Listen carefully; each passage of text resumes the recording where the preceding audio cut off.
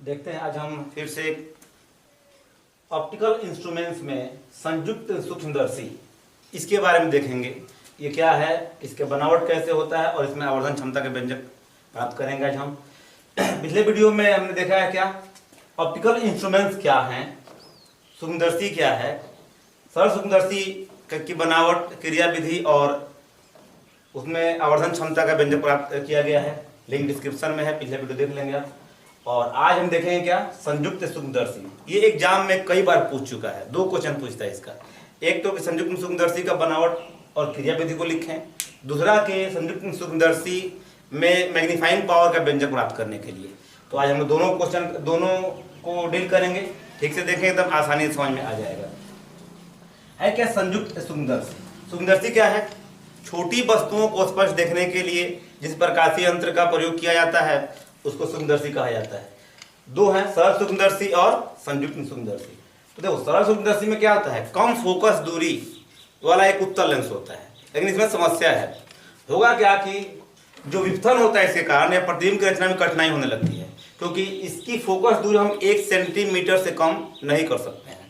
इसीलिए क्या किया जाता है, एक के स्थान पर 2 उत्तल लेंसों का व्यवहार किया जाता है ना। इसी को क्या कहते हैं, संयुक्त सूक्ष्मदर्शी कहा जाता है।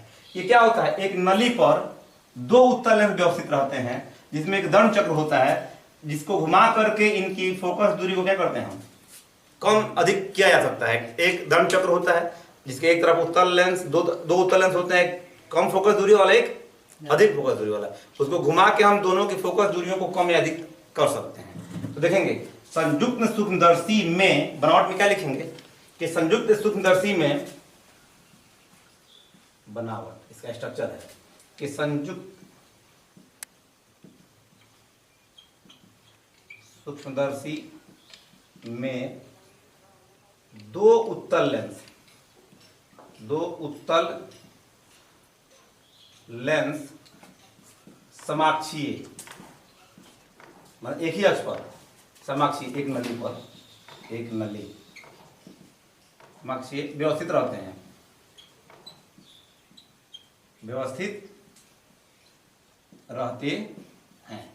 है ना।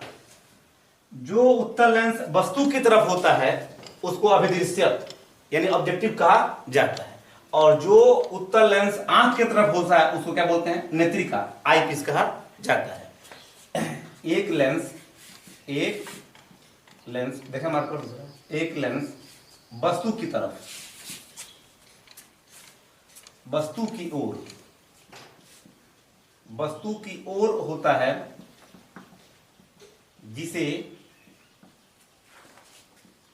अभिदृश्यक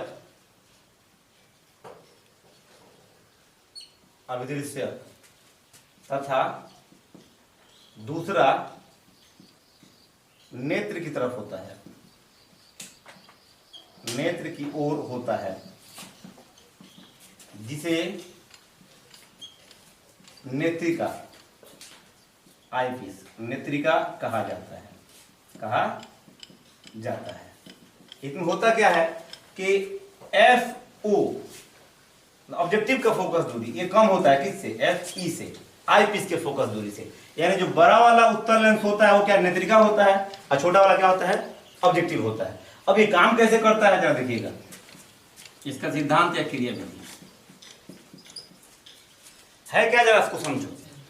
हमने क्या किया कि उत्तल लेंस जो है ये अभिदृश्यक है, इसके सामने वस्तु को रखा, तो ये क्या करेगा, वस्तु का सीधा उल्टा और आवर्धित प्रतिबिंब बनाएगा। ध्यान देखेंगे, ए भी एक वस्तु है जिसका ये क्या उल्टा और आवर्धित प्रतिबिंब बना रहा है, A डैश B डैश, है ना। अब इस प्रतिबिंब को हम दंड चक्र को घुमा करके फोकस बिंदु के अंदर अगर ला दें तो आपको मालूम है कि उत्तल लेंस में फोकस बिंदु के स्थित जो वस्तु होती है उसका सीधा और वस्तु से बड़ा प्रतिबिंब बनता है। इसका प्रतिबिंब देखिए, ये उल्टा है, नहीं ये उल्टा बना है, मतलब इसका सीधा प्रतिबिंब बन रहा है, ये अब वस्तु से काफी बड़ा बन रहा है, यही दिखाई देता है। यानी ये अंतिम प्रतिबिंब जो बना D पर, ये इस ऑप्टिकल इंस्ट्रूमेंट से क्या हुआ, इमेज हुआ, और यही दिखाई देता है। सिद्धांत में क्या लिखेंगे कि अभिदृश्यक के सामने स्थित वस्तु अभिदृश्यक के सामने स्थित वस्तु जो नाम भी लिख दे रहे हैं आपको समझ में आएगा, ए बी, है ना, का उल्टा और आवर्धित प्रतिबिंब, का उल्टा एवं आवर्धित प्रतिबिंब ए डैश बी डैश बनता है, ए डैश बी डैश बनता है। अब इस प्रतिबिंब को हम क्या करते हैं, नेत्रिका के फोकस के अंदर व्यवस्थित करते हैं। इस प्रतिबिंब को यानी ए डैश बी डैश को नेत्रिका के फोकस के अंदर व्यवस्थित किया जाता है। व्यवस्थित करने पर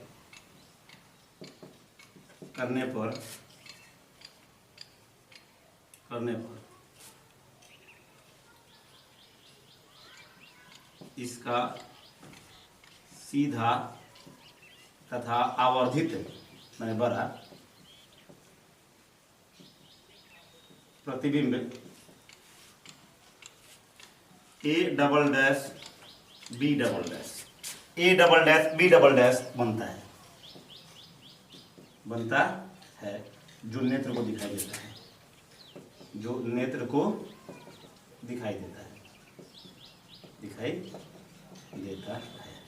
जरा एक बार और देखें ठीक से।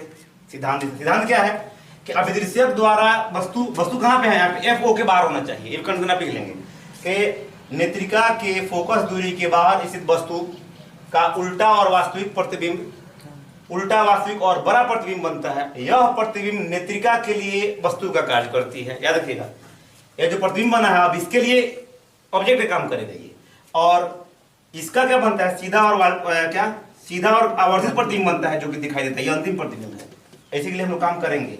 तो अब क्या हुआ जरा देखते हैं इसमें हम कुछ और बातों को। तो ये सिद्धांत क्या लिखेंगे कि अभिदृश्यक के सामने एफ ओ के बाहर स्थित वस्तु का उल्टा वास्तविक और आवर्धित प्रतिबिंब बनता है, जो कि नेत्रिका के लिए वस्तु का कार्य करती है।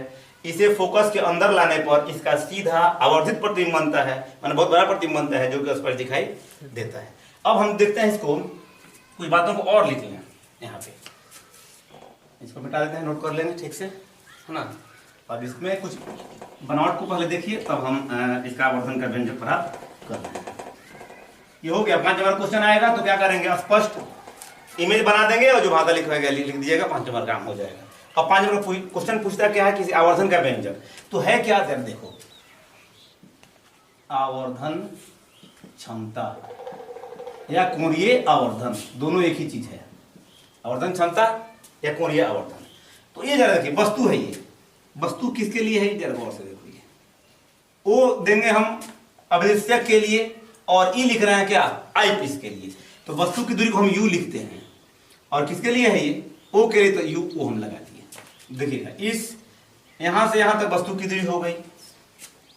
ये देखिए, इसके लिए ये प्रतिबिंब की दूरी है, यहां पे यहां तक ये प्रतिबिंब बना है इसके लिए, तो भी ओ हो गया ये, है ना। लेकिन यही इसके लिए वस्तु का कार्य कर रही है, तो यू हो गया, ई लगा दिए। इसके लिए प्रतिबिंब की दूरी, इसके लिए वस्तु की दूरी, यहां से ये, और ये क्या है जरा देखिएगा, ठीक से देखते चलिए। ये है इसके लिए एफ ई, है ना, और ये जो है डी, ये बना है भी, प्रतिबिंब की दूरी है किसके लिए, इसके लिए प्रतिबिंब बना है, तो भी ई हमने लगा दिया। अब जरा देखते हैं आवर्धन क्या होता है, आवर्धन क्षमता।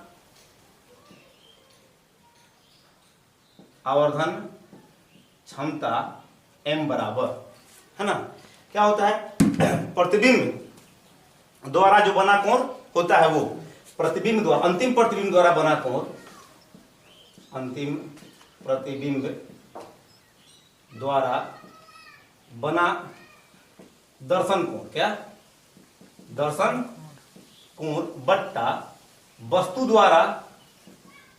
द्वारा उतनी ही दूरी पर स्थित, उतनी ही दूरी पर स्थित वस्तु द्वारा बना दर्शन कोण। दर्शन कोण। दर्शन कोण तो क्या होगा, देखिए प्रतिबिंब द्वारा जो बना दर्शन कोण होगा उसको बीटा दिए हुए हैं। और अगर हम कल आपका वीडियो जरूर देखिएगा, कल अगर ये समझना है तो जो सरल सूक्ष्मदर्शी वाला फर्स्ट लेक्चर है इसका, ये ऑप्टिकल इंस्ट्रूमेंट का, उसको ठीक से देख लेंगे, नहीं समझ में नहीं आएगा ठीक उतना ये। अगर इतने ही दूरी पर हम वस्तु को रख करके देखते तो जो कोण बनता क्या ले लेते हम अल्फा जी। देखिए ध्यान से इसको, तो बीटा बहुत ही छोटा कोण होता है उपाक्षीय किरणों के लिए। उपाक्षीय किरणों के लिए क्या होता है, बीटा जो होता है वो लगभग बराबर होता है 10 बीटा के, और अल्फा जो होता है लगभग बराबर होता है किसके, 10 अल्फा के। तो हम बीटा के ऊपर क्या भर देंगे, देख लीजिए यहाँ पे लिख दें है, देखिए तो हो गया क्या हमारा m बराबर 10 बीटा बट्टा 10 अल्फा। तो देखिएगा इसके लिए क्या होगा, ये यहाँ पे देखो ये tan थीटा, इस त्रिभुज में त्रिभुज ई ए डैश बी डैश में tan थीटा बराबर लंब बट्टा आधार, यानी कि बोलो A dash A double dash B double dash, A double dash B double dash बट्टा आधार क्या है ये ए डबल डैश ई, यानी कि डी है, क्या है ये डी। अब बट्टा अल्फा, अल्फा यहाँ पे वस्तु की ऊंचाई कितनी है ए बी, लेकिन कंडीशन क्या है यहाँ पे आधार मत रख लीजिएगा, उतने ही दूरी पर वस्तु को अगर रखा जाए, यानी कितने दूरी पर डी दूरी पर, तभी जो कोण बनेगा उसी को क्या कहते हैं आवर्धन क्षमता कहा जाता है। डी से डी क्या हो गया कैंसिल, यानी एम बराबर हमारा क्या आ रहा है, देखो A double dash B double dash बट्टा ए बी। एक काम कर सकते हैं, मैथ में आपको मालूम है कि अगर हम बराबर संख्याओं से गुना और भाग कर सकते हैं, मान में कोई फर्क पड़ने वाला नहीं है। इसको मिटा देते हैं, इसको आप लोग नोट करते चलिएगा, तो देखो क्या होगा।